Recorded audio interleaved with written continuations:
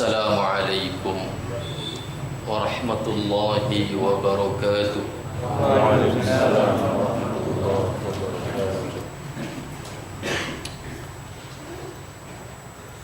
Innal hamdalillah nahmaduhu wa nasta'inuhu wa nastaghfiruh wa na'udzu billahi min shururi anfusina wa min sayyiati a'malina. Man yahdihillahu fala mudilla lahu wa man yudlil fala hadiya lahu.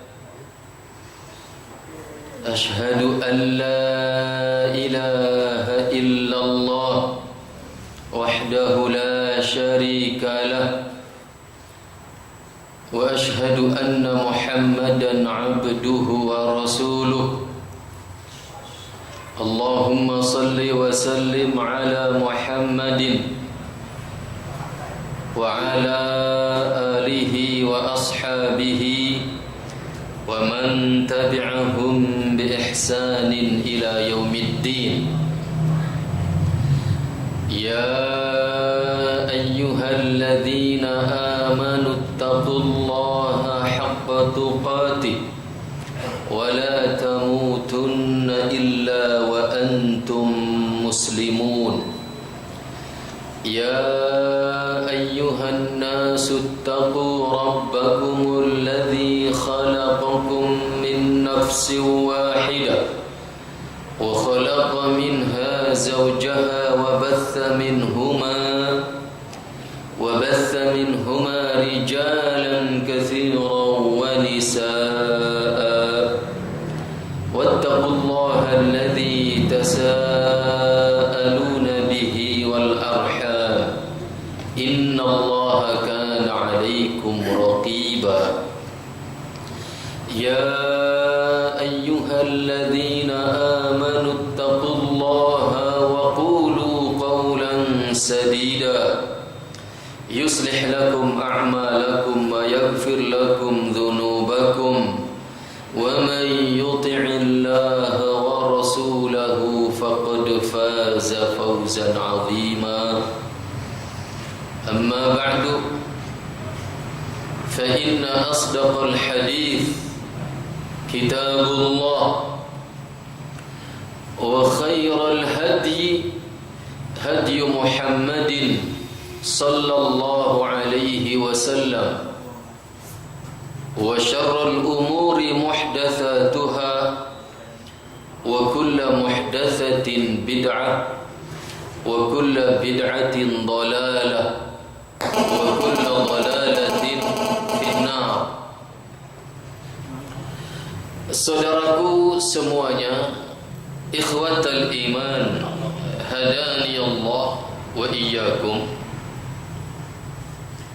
Alhamdulillah, saya panjatkan syukur kehadirat Allah Subhanahu wa taala atas segala nikmat yang telah Allah karuniakan kepada kita semua. Salawat dan salam kita mohonkan kepada Allah Subhanahu wa taala agar senantiasa dilimpahkan dan dicurahkan kepada junjungan kita Rasulullah Nabi Muhammad sallallahu alaihi wasallam beserta keluarga beliau, para sahabat beliau, dan orang-orang yang mengikuti mereka dengan baik sampai hari kiamat nanti. Saudaraku semuanya yang saya muliakan, hadani Allah wa iyyakum. Kebahagiaan adalah target semua manusia. Kebahagiaan adalah keinginan semua manusia. Maka semua manusia bergerak dan berusaha untuk menggapai kebahagiaan itu. Walaupun terkadang standar kebahagiaan itu berbeda. Walaupun terkadang berangkat dari standar kebahagiaan yang berbeda, maka manusia pun di dalam berupaya menggapai kebahagiaan itu pun berbeda-beda upayanya. Tetapi semuanya sepakat bahwasanya semua manusia menginginkan kebahagiaan. Saudaraku semuanya yang saya muliakan, hadani Allah wa iyyakum. Allah Subhanahu wa taala berfirman di dalam surat Al-Ahzab tentang kita manusia, di mana Allah mensifati kita, innahu kana zaluman jahula. Sesungguhnya manusia itu adalah zaluman jahulan. Zalum artinya sangat zalim, sedangkan jahul artinya sangat bodoh. Ketika manusia sangat zalim, artinya dia sangat potensial meletakkan sesuatu bukan pada tempatnya. Itu namanya sangat zalim. Ketika manusia itu jahul, sangat bodoh, pun sama, punya potensi yang sama, kemungkinan salah di dalam menggapai apa yang dia inginkan, termasuk menggapai kebahagiaan. Padahal saudaraku ikhwatal iman, hadani Allah wa iyyakum, kedua sifat ini sebagaimana dijelaskan oleh para ulama kita, zaluman, jahulan, yang manapun yang menempel pada diri kita, apalagi kenyataannya keduanya sering menempel pada diri kita, maka sesungguhnya kedua jalan inilah yang sering menjadikan sebab manusia meninggalkan agamanya. Jahul menyebabkan orang itu terperosok ke dalam syubhat. Karena saking bodohnya dia tidak bisa membedakan mana yang hak, mana yang batil, maka dia terperosok ke dalam kebatilan. Zalum, saking zalimnya bernafsu menginginkan kebatilan, maka pun sama, dia terperosok ke dalam kebatilan. Dan sebagaimana dikatakan oleh Syekh Muhammad ibn Salih Al-Utsaimin rahimahullah, syahwat yang melahirkan zalim, syahwat ini lebih berbahaya ketimbang syubhat. Karena kalau syubhat itu adalah perkaranya karena dia bodoh, nggak mengerti mana yang hak, mana yang batil. Selesai dengan diberitahu ini loh yang benar, maka selesai, dia tinggalkan kebatilannya.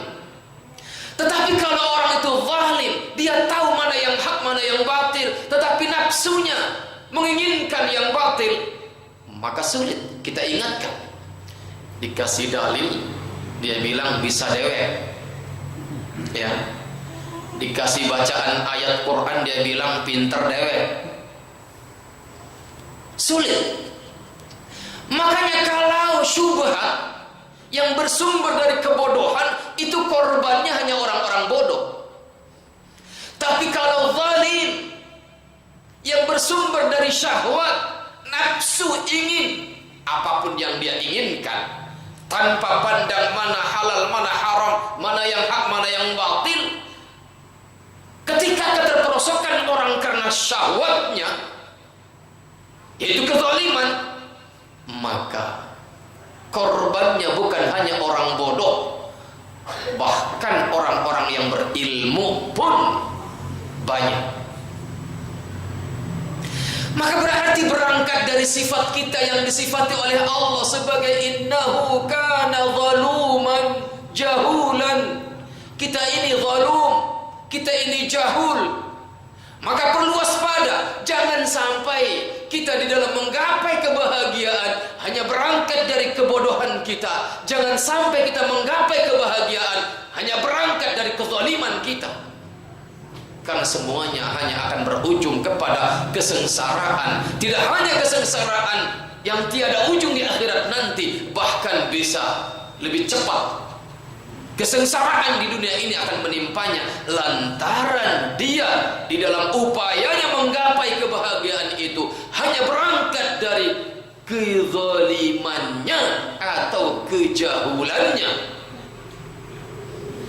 Saudaraku ikhwatal iman hadani Allah wa iyyakum. Berarti di sini kita perlu keluar dari sifat asal kita yang zaluman, yang jahulan. Kita perlu keluar membebaskan diri dari syahwat kita.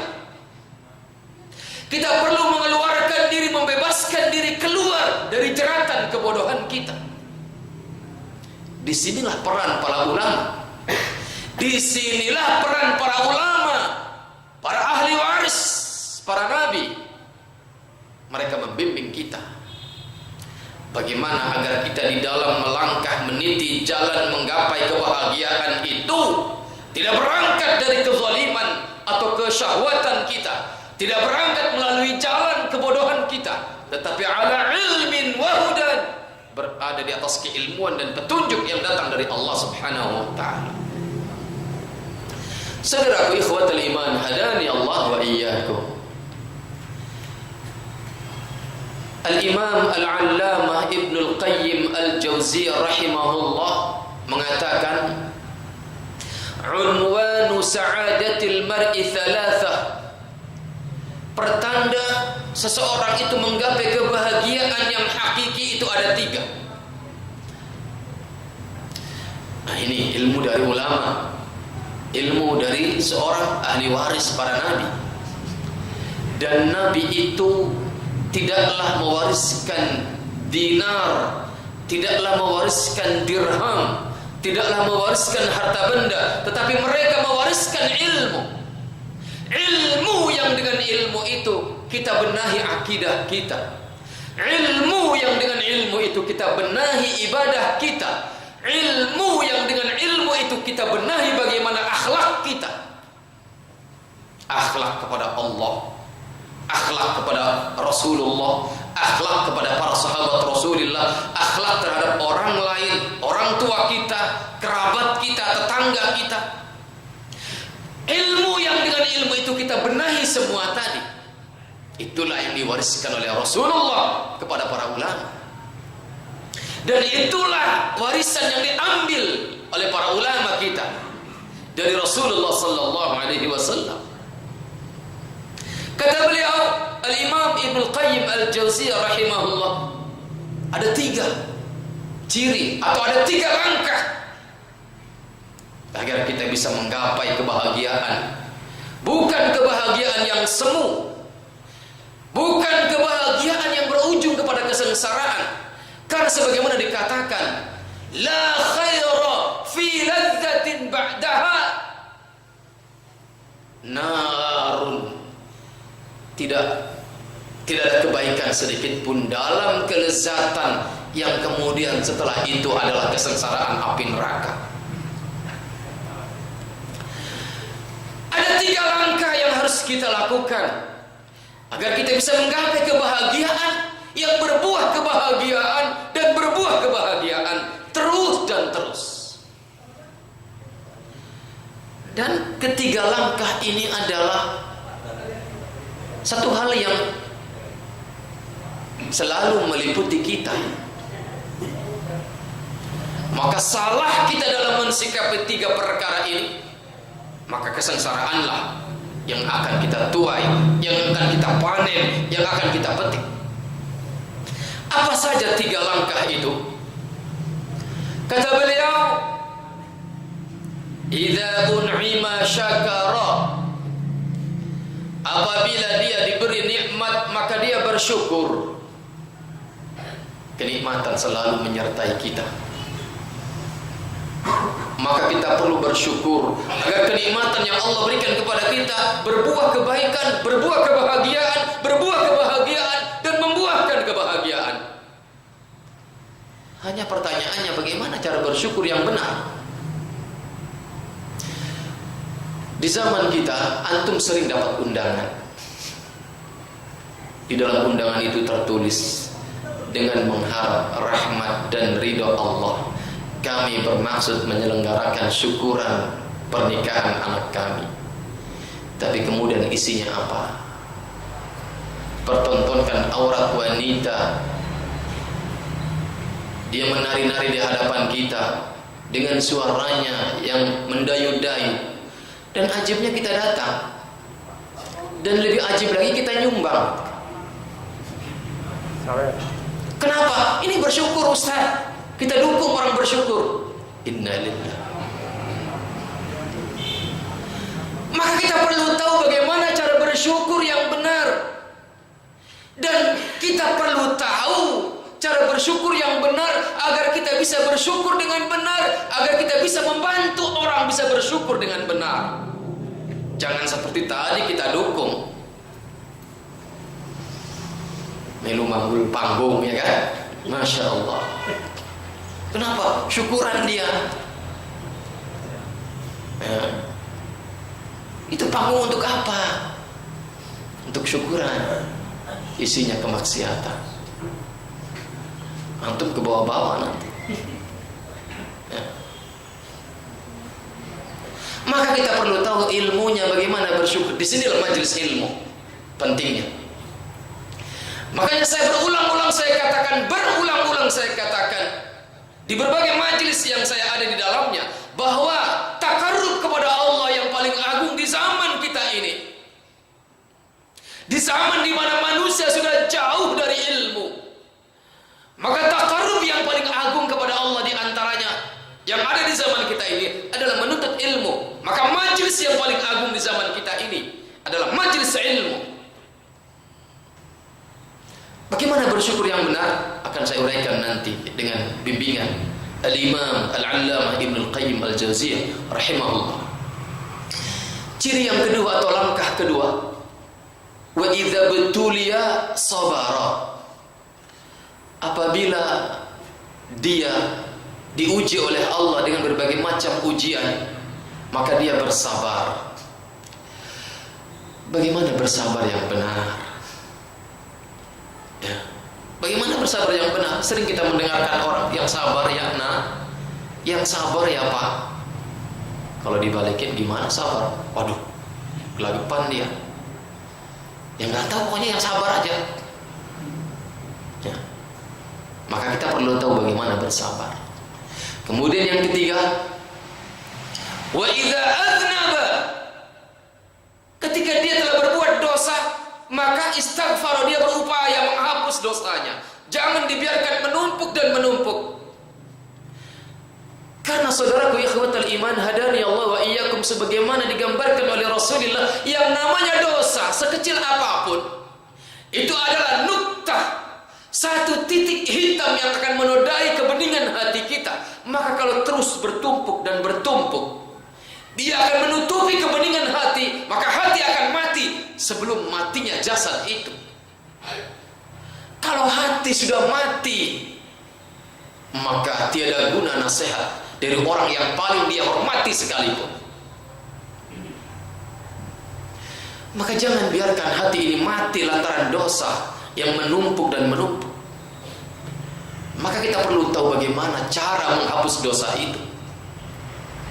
Kenyataannya saya sering kedapatan orang dengan sembunyi-sembunyi datang kepada saya. Ustaz, saya mungkin sudah berada pada titik jenuh kemaksiatan.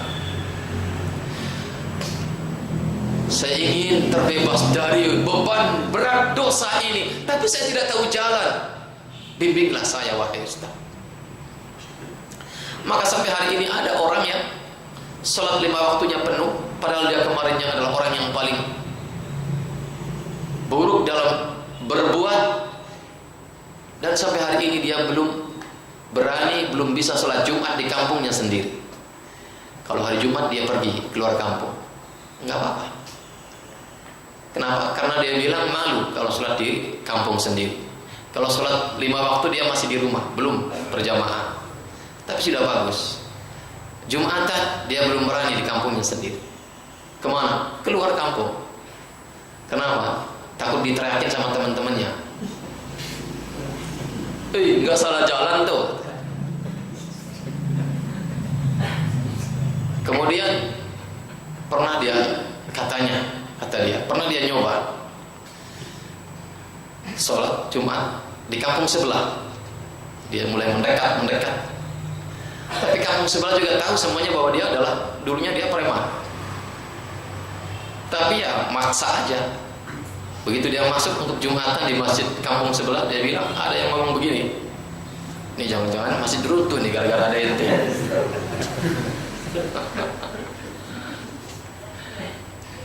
Sebelum Ramadan kemarin dia datang ke saya lagi. Dia nanya, di Nasirus Sunnah ada Jumatannya nggak Ustaz? Belum ada, saya bilang. Bersabarlah, teruskan. Pasti ada jalan, saya bilang. Dan jangan lupa terus tambah ilmu. Artinya betapa banyak kemudian orang terkadang berada pada titik jenuh, berat beban dosa yang dia tanggung. Syukur dia ketemu dengan orang yang benar, tapi betapa banyak orang kemudian ketemu dengan orang yang salah. Bukan jalan keluar yang dia dapatkan, tetapi kemudian seperti yang kisahnya diangkat oleh Rasulullah sallallahu alaihi wasallam ketika seorang pemuda telah membunuh yang korbannya 99 korban. Kalau korban pembunuhannya sudah 99, yang namanya kriminal pembunuhan itu biasanya tidak berdiri sendiri. Mungkin didahului oleh perselisihan, persengketaan, kezaliman. Mungkin berupa khamar dulu, mungkin berupa yang lain. Padahal dosa pembunuhannya saja faka'annama qatalan nasa jami'a, itu sama dengan membunuh seluruh manusia. Kalau seseorang membunuh manusia tanpa sebab yang syar'i, dia bunuh orang lain, ini dosanya sama dengan membunuh seluruh manusia yang ada. Kalau dosanya sudah seperti itu, dia akan terbebani dengan beban yang luar biasa. Apalagi kemudian dosa pembunuhan itu biasanya bukanlah kriminal yang berdiri sendiri, pasti ada perbuatan kemaksiatan sebelumnya yang menjadi mukaddimah, penghantar menuju pembunuhan. Apa yang terjadi kemudian ketika dia berjalan ke sana kemari mencari tahu adakah jalan keluar dari keterjeratan dia dengan dosanya? Dikisahkan oleh Rasulullah ketika dia datang kepada seorang ahli ibadah karena diberitahu oleh masyarakat, kata ahli ibadah, tidak ada pintu taubat bagimu. Maka dia pun lolos pedangnya kembali. Dia ayunkan pedangnya ke leher orang ahli ibadah ini, wush, dan kata Rasul, lengkaplah korbannya menjadi 100. Inilah bahayanya tanpa ilmu. Bukan menghentikan kemaksiatan, malah menambah korban. Mestinya cukup 99 saja korbannya, tetapi karena kebodohan yang dia sebarkan, menambah korban menjadi 100. Bukannya memuliakan orang yang ditanya, malah menghinakan. Inilah kebodohan. Maka betapa pentingnya kita mencari tahu bagaimana membebaskan diri dari jerat-jerat kemaksiatan. Saudaraku ikhwatal iman, hadani Allah wa iyyakum. Baik. Ada 3 langkah. Pertama, bersyukur atas nikmat yang Allah karuniakan. Yang kedua, bersabar atas ujian yang Allah timpakan kepada kita. Dan ketiga, berupaya menghapus dosa-dosa lantaran kemaksiatan yang kita lakukan. Adapun bagaimana cara bersyukur yang benar, maka Al-Imam Ibn Al-Qayyim Al-Jauziyah rahimahullah mengatakan bahwa rukun bersyukur itu ada 3. Yang pertama, al-i'tirafu biha batinan. Akui nikmat ini adalah semata karunia Allah. Jangan pernah kita mengatakan ini saya mendapatkan nikmat sebesar ini karena banting tulang peras keringatnya saya. Saya punya toko nih semaju dan sebanyak ini. Ini pertama karena modal saya kuat. Kedua karena uletnya saya. Ketiga karena ilmu saya. Ketiga ini karena tempatnya strategis. Jangan ngomong kayak gitu. Katakan ini dari Allah, ini karunia Allah.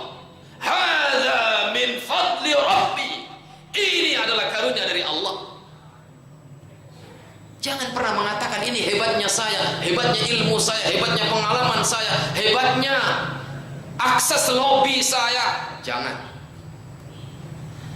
Karena kalau ukurannya ilmu, betapa banyak orang yang ilmunya lebih hebat daripada kita. Kalau ukurannya modal, betapa banyak orang yang modalnya lebih hebat daripada kita. Kalau ukurannya pengalaman, betapa banyak orang yang pengalamannya lebih hebat daripada kita.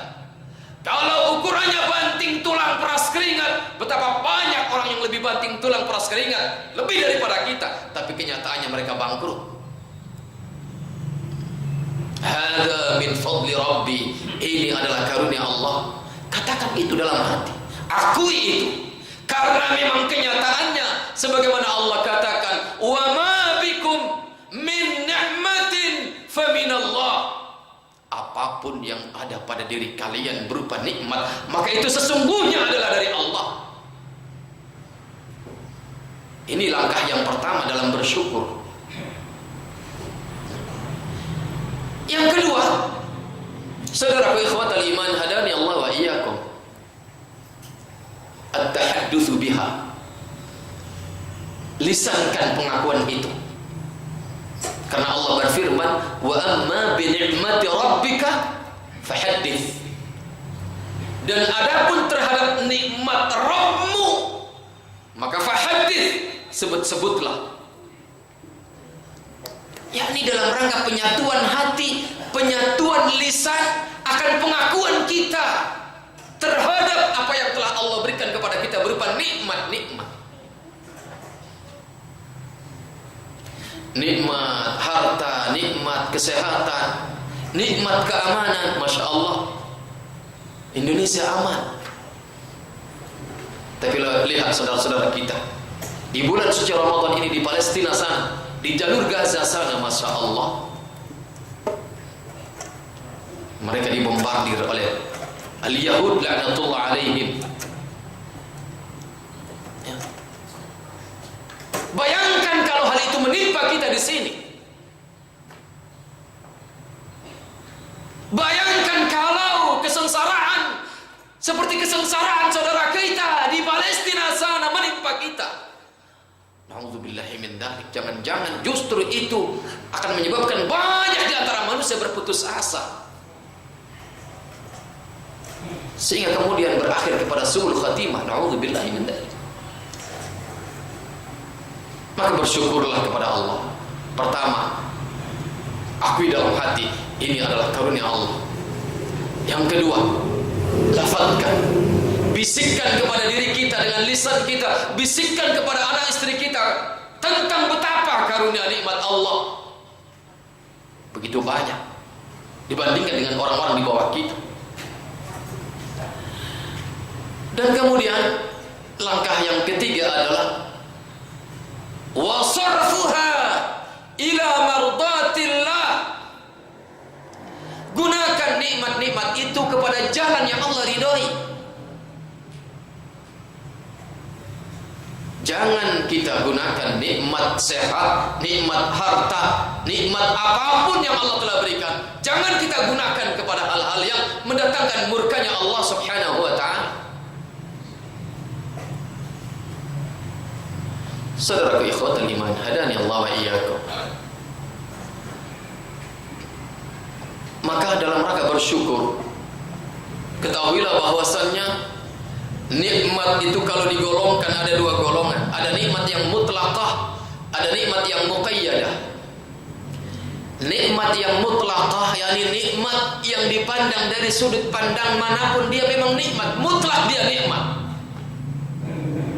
Sedangkan nikmat yang muqayyadah, nikmat yang terbatas, yakni nikmat yang apabila dipandang dari sudut pandang tertentu dia nikmat, tetapi ketika kita pandang dari sudut pandang lain dia adalah biang bencana. Mana nikmat yang mutlaqah? Itulah al-Islam. Mana nikmat yang muqayyadah? Itulah dunia dengan segala macam dinamika dan pernak-perniknya, harta, jabatan, wanita, semuanya itu adalah nikmat tetapi muqayyadah. Dia nikmat dari dari sudut pandang tertentu, tetapi ketika dipandang dari sudut pandang yang lain, dia adalah biang bencana. Betapa banyak orang lantaran jabatannya dia menjadi tersengsarakan. Betapa banyak orang lantaran hartanya dia tersengsarakan. Sedangkan nikmat yang mutlaqah itulah Islam. Dan nikmat Islam ini adalah nikmat istimewa yang tidak Allah berikan kepada semua manusia. Adapun nikmat muqayyadah berupa dunia, ini bukan nikmat yang istimewa. Maka kalau antum lebih kaya dari orang lain, jangan merasa diistimewakan oleh Allah. Karena ini semua orang diberi. Jangankan orang yang beriman, bahkan orang yang paling kafir sekalipun, terkadang justru dalam urusan nikmat dunia, dalam urusan nikmat muqayyadah, mereka lebih besar mendapatkannya. Lihat Fir'aun, bagaimana dia kafirnya kepada Allah. Tapi nikmat apa dari urusan dunia yang dia tidak dapatkan? Harta, tahta, wanita, dan segala macam yang menyertainya dia dapatkan. Bukan hal yang istimewa kalau nikmat muqayyadah atau nikmat dunia, tetapi nikmat yang mutlaqah bernama Islam inilah yang istimewa. Karena tidak semua orang, tidak semua manusia Allah berikan nikmat yang bernama Islam ini. Lebih mengerucut lagi, nikmat Islam ala sunnah. Tidak semua manusia mendapatkan Islam, dan tidak semua manusia Islam mendapatkan sunnah. Ada yang Rafidhah, ada yang Mu'tazilah, ada yang Murji'ah. Kita ala sunnah, alhamdulillah, saya muslim ala sunnah. Ini nikmat yang patut kita syukuri dan lakukan dengan 3 langkah tadi. Pertama, akui itu pemberian Allah. Yang kedua, ucapkan pengakuan itu dan kemudian gunakan kepada apa yang diridhoi oleh Allah Subhanahu wa taala, termasuk nikmat harta. Maka upayakan kenceleng hari ini kita gunakan, salurkan buat menyumbang saudara kita di jalur Gaza sana. Antum transfer ke rekening Cahaya Sunnah Radio Roja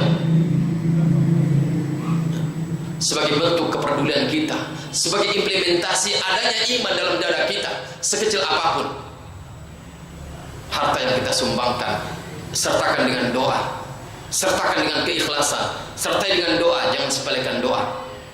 Doakan saudara-saudara kita di sana agar dimenangkan oleh Allah, agar diselamatkan oleh Allah. Saudara ikhwatal iman, hadani Allah wa iyyakum. Saya tambahkan bagian daripada langkah bersyukur itu adalah selain 3 langkah yang tadi dijelaskan oleh Al-Imam Al-Allamah Ibnu Qayyim Al-Jauziyah rahimahullah, yaitu at-ta'rif, pengakuan dalam hati, melafadzkan dengan lisan dan digunakan kepada jalan yang diridhai oleh Allah. Maka bagian daripada bersyukur ada langkah yang keempat, yaitu yang dicerminkan oleh sabda Rasulullah sallallahu alaihi wasallam, di mana Rasul bersabda, lam yashkurillah man lam yashkurin nas.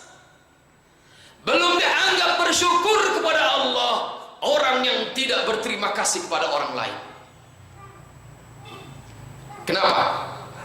Karena ketahuilah wahai saudaraku semuanya yang saya muliakan, hadani Allah wa iyyakum,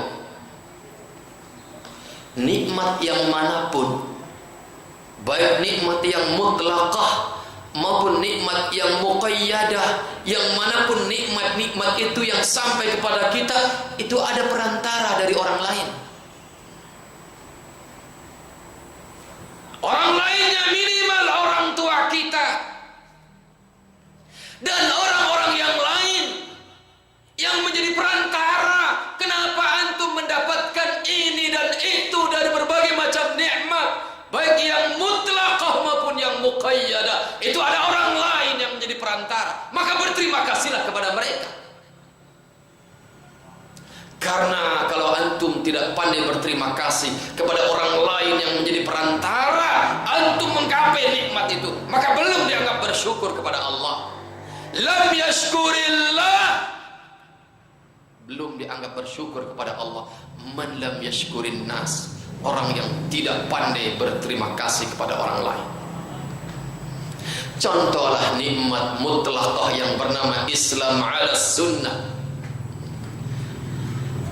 Contohlah nikmat ini, nikmat yang mutlaqah yang bernama Islam ala sunnah. Lihat siapa diri kita kemarin. Lihat diri kita, lihat diri antum semua. Siapa antum kemarin? Bukankah kita semua dahulu berkubang dalam kebodohan, berkubang dalam kebid'ahan, khurafat, dan berbagai macam kemungkaran. Kemudian Allah mengirimkan para ulama, membimbing kita dengan penuh ketelatenannya, dengan kesabarannya, sehingga kemudian kita tinggalkan semua bid'ah, kita tinggalkan semua khurafat, syirik dan segala macam kemungkaran. Ini nikmat sampai kepada kita berkat siapa? Para ulama, para du'a. Maka berterima kasihlah kepada mereka agar kita termasuk orang yang pandai bersyukur kepada Allah. Maka barang siapa yang pandai bersyukur kepada Allah, la in syakartum la azidannakum, kata Allah, jika kalian bersyukur maka niscaya aku tambahkan nikmat ini. Bagaimana menambahkan nikmat muqayyadah berupa harta dan dunia? Itu yakni bertambah secara fisik, bertambah secara berkah. Bagaimana bertambahnya nikmat Islam ala sunnah? Yakni antum akan terus dibimbing dalam petunjuknya sampai kemudian antum meraih husnul khatimah. Subhanallah, itu tidak habis ya. Belum selesai. Saya katakan kenceleng hari ini transfer ke, bahkan bagi yang masih ingin menambahkannya, tambahkan. Radio Roja ada rekening khusus untuk jalur ke Roja. Ini bentuk kepedulian kita, keimanan bahwa di sini masih ada iman. Kita peduli kepada orang lain, saudara kita. Karena kata Rasul, satu mukmin dengan mukmin yang lain bagikan satu tubuh.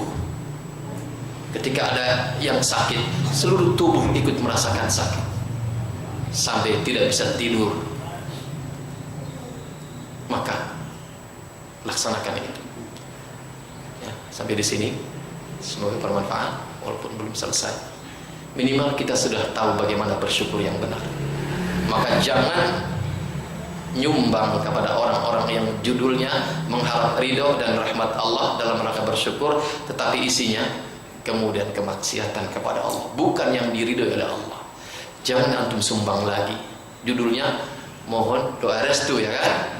Padahal kalau antum pakai kacamata pembesar itu mohon 200.000 itu.